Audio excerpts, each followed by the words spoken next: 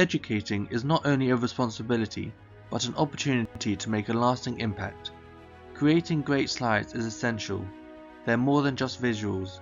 They're tools that support clarity, drive engagement, and bring complex concepts to life, whether in person or online. Building slides is an art form. In this film, a group of senior educators provide advice and guidance. Because writing text is rather like developing a theatre or film script, we also seek the advice of a well-known YouTuber and comedian, Max Fosh. The essential things to know are: what is your given title? How long have you got? Who are you talking to? And what do you want them to know? Almost always slides, I'm going to say. And I think the crucial starting point is who is the audience? What is the topic? And you have to find a way of communicating, to pitching whatever you need to say to that audience, which might vary, of course. Yes, from nurses or medical students to scientists to doctors in training to senior academic colleagues. So for me, the preparation always starts with a series of questions. So I always think about who, why, what, and how. So I start off and I do my lesson planning in exactly the same way. Who is my audience? So I start with who and why are they there? I start by thinking about the story that I want to tell in the presentation. So the central narrative, which I try and drill down to one idea, and then think about the practicalities of how to present that after that. So some of the practicalities I have to think about in my current work is how it's going to play with a quite diverse audience who can sometimes not really have English as first language or can have some other considerations like a diverse audience with definite hierarchy. So audience participation is a little bit harder because you need to pick on the right person, for example, to interact with. And then once those considerations are taken into account, I start putting together the slides around central images and try and make sure that those images can be not only summarizing, so they really sort of convey the main point of each thing that I want to say, but also they can be potentially memorable. Build a story and take your audience on a logical, well-ordered journey. Begin with a good starter slide and a list of topics you plan to cover. Break it up into sections. So a key thing that I think is really important when you're preparing any presentation, whether it's something that's going to end up coming across very fluidly and conversationally, or whether it's actually something that's going to contain lots of technical points divided into sections, is structure. Structure overall is really important to bear in mind. So what's my story and how am I going to get the various elements of that story across overall? My go-to usually is PowerPoint. It's easy to use. You can kind of add in lots of different things. And then in terms of actually developing the slides, I wouldn't say that I've got a set format per se. I think definitely having some kind of structure helps. So I always like to have a title page. I like to have kind of almost a content or your aims or objectives. So something, one, to help the learner understand what is it they need to take away from the session, what it's about. And then also, if it's a slightly longer presentation, something that just helps them kind of chapter the session. So it's almost like a story for me. What are the different sections? What are the different stages? My top tips for a great presentation would be thinking about what is the story that you're trying to tell. So maybe starting off with headlines for your presentation, telling your story, and then summarising it so that your audience leaves knowing what your key messages were. But it's about really distilling down what are the need-to-know elements for that presentation and taking your audience on a journey of that story. Think really clearly about what your slides are for. How are they going to support the story that you're telling with your words? For example, if actually it's quite a short presentation and you don't necessarily need a lot of technical information, you might just use the slides as signposts with lots of colourful images to try and keep your audience engaged. Actually, if you're using the slides with technical information to support quite detailed kind of theory or evidence or academic argument, you might want to use the slides to summarise the main points you're saying verbally and add in references. Slide design can be a critical factor in delivering your message. This factor can make or break your presentation. Think carefully about clarity and readability. I really think the least amount of text, the better. And one thing I try and keep in my mind is that I try and imagine that the slides aren't going to be in front of me. They're always going to be behind me. So when I give presentations, I quite like to stand out from any lecture theatre and have the slides projected behind me, so I'm not going to be able to see what's on them as I go through them. One of the things that I will do always with my presentation is really think about a theme for it. So I like to have a consistent colour palette with just a few colours in that I can then repeat through. I like to have a theme where I'm either using something like photographs or I'm using icons, but I'm not having a jarring mismatch of different things. So for me, there needs to be a coherent story to a slide set if I'm using one. I think that's a really important thing, to think about all of the different people who might be wanting to engage. And so one of the things that I try and do is make sure that there's a good contrast between any text, for example, that I'm using. So making sure that it's a dark colour on a light background or vice versa. And there are websites that you can use to help you check the contrast between colours to see what's more appropriate. And sometimes that's helpful if you're using a mid-range colour for a diagram or a background. You may actually want a white font or a dark font. I tend to use sans serif fonts if I can, because I think they're clearer to read. It tends to be a little bit different for the audience. So very occasionally I will go in and work with school children. I might use a slightly more informal font with them than I would in an academic presentation, but I try and keep them simple. I don't have a specific font size. It tends to be according to what the slide looks like. But one thing that I will try and do is also make use of the white space around my bullet points. So I think it's just as important to look at the overall slide than just the font size. Sometimes it's more important to slightly shrink the font size but have the entire slide more readable. In terms of avoidance, anything that's going to cause difficulties with people who might have colour blindness, but really what you want to do is to communicate without distraction. And so too many colours, the colours against the background are considerations. I tend to keep it fairly simple. I tend to keep it black on white with judicious highlighting of colours.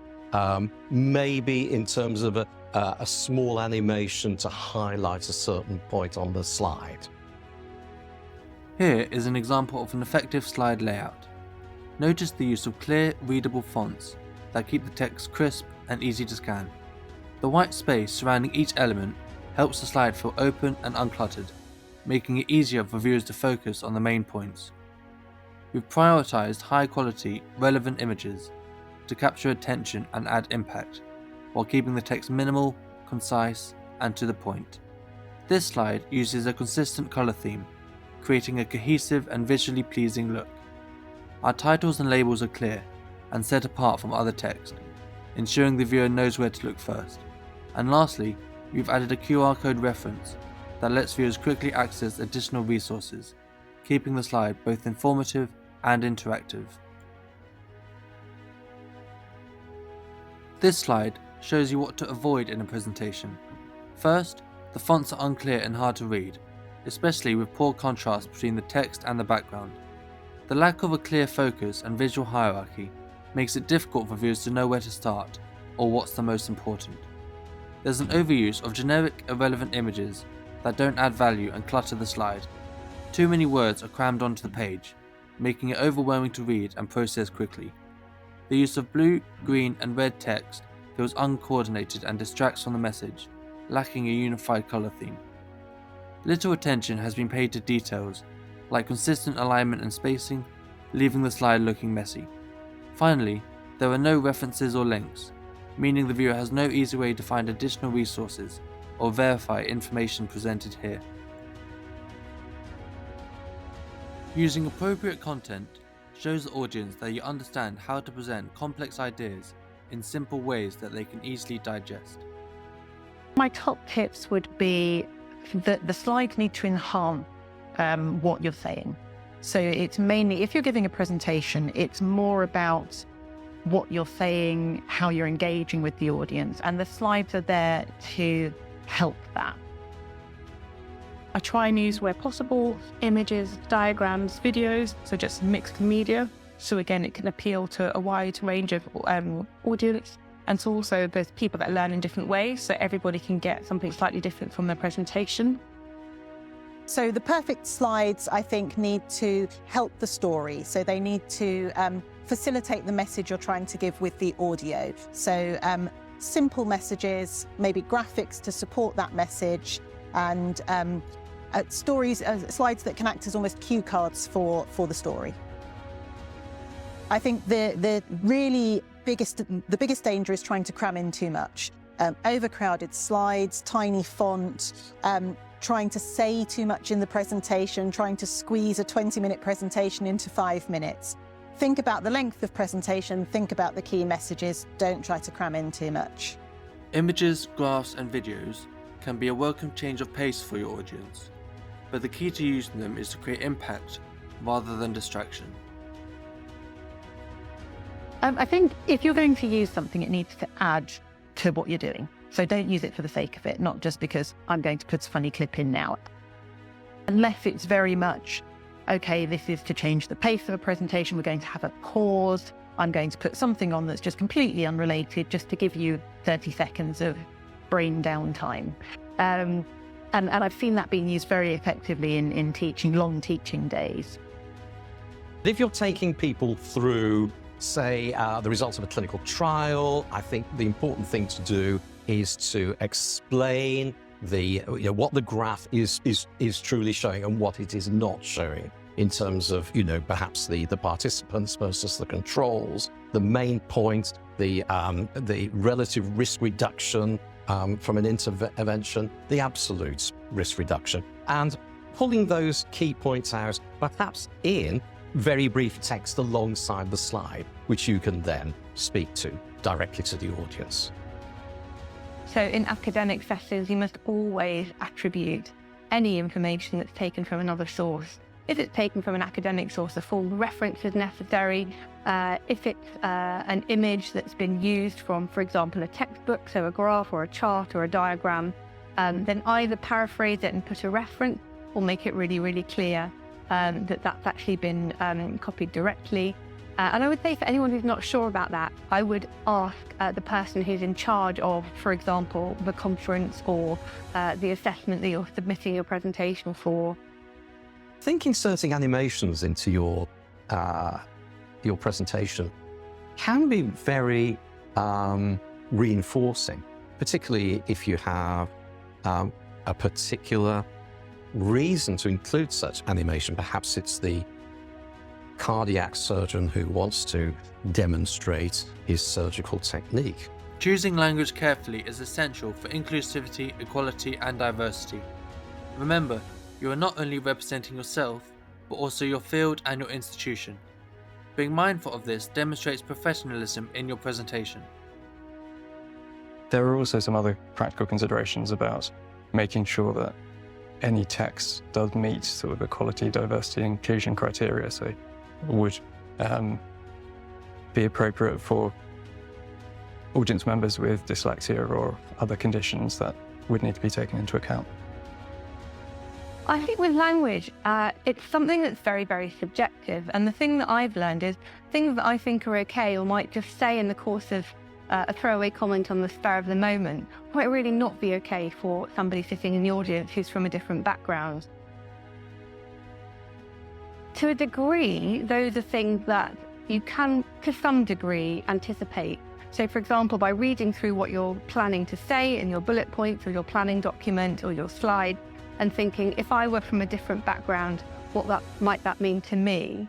And there's also a degree to which you can't anticipate if somebody might be offended. And I think the best way to mitigate for that, because you can't necessarily prepare for it in advance, is to be open-minded in terms of feedback. And if somebody corrects you and says that something felt uncomfortable to them, is to acknowledge that, apologise if necessary, and ask them how you could change your presentation style or language next time.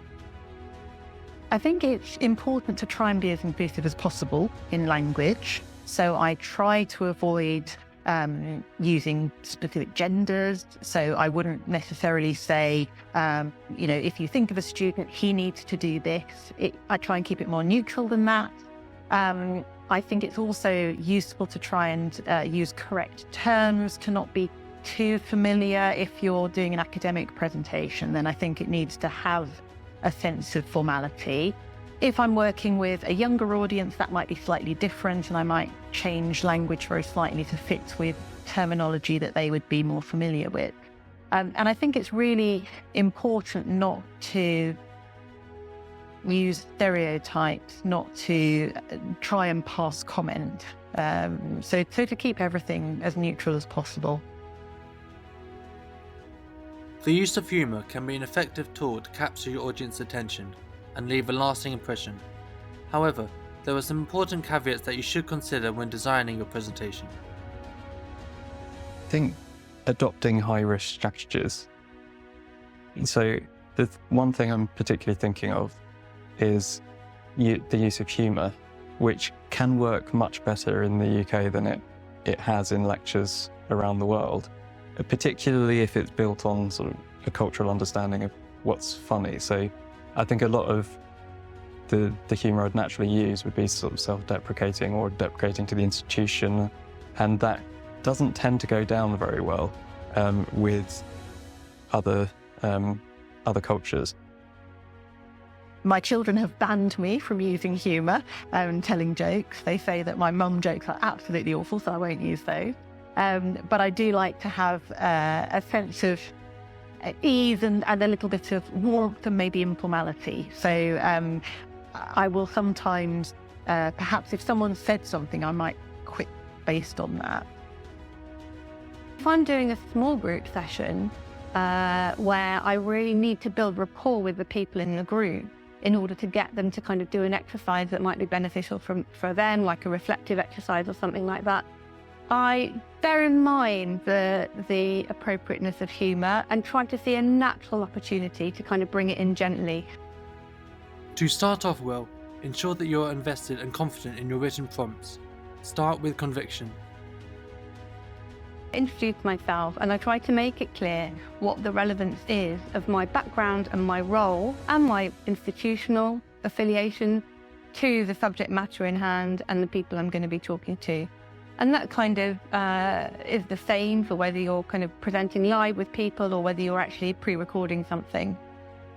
Me engaging my audience starts before I deliver my presentation, so I think I need to be invested in believing what I'm delivering, and I think once I truly really believe what I'm going to be presenting, it's a lot easier for me to get my audience on board and engaged with me. I think it's really useful at the beginning to make sure that you introduce who you are.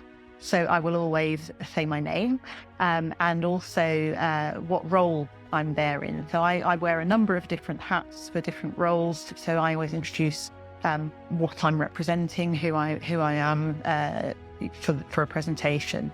And then I think it's useful to declare if you've got any particular interest, then that's a useful thing to let people know as well. Closing your presentation is just as important as opening. Finishing well leaves the lasting impression on your audience. They should feel satisfied that you have answered the questions you sought to investigate. This is also the opportunity to inspire your audience to explore the topic further. The last slide normally will have any acknowledgements or thanks to people who've helped me with the presentation, or if I've used extracts from somebody's work, or if the slides have been developed with somebody else. But also I like to leave people with a summary of what's been discussed. So I start usually with an introduction about what I'm going to discuss, then I'll discuss all the various issues, and then I finish with a summary, a bit like a news bulletin. You have your headlines, your story, and then the summary. And I think it's nice to have something like, I've started to use QR codes now for my reference list, because Otherwise, again, a reference slide can be very busy. It's very difficult for people to process that information quickly, whereas something like a QR code will allow people to then access references if they want to at their own pace. Even in the resources I'm leaving at the end, I try and leave a combination of things they might listen to, things they might watch, things they might read, perhaps an exhibition or something they might physically go to, again, just to appeal to their different senses. And I think you'll probably reach a wider range of the audience if you are broad in the resources that you provide for them. When you finish, it is all about time. Normally at the beginning of a presentation or a stand-up show, you're normally positing a question. And then you're taking someone on a journey of that 60 minutes, and by the end, you're just sewing up that question neatly in a nice little parcel. So that is how, that's how I write shows. I'll start with a big common question or a big thesis that people still want to know the answer to, and you go on a journey throughout the 60 minutes, and by the end, you have hopefully answered the question in a satisfying way.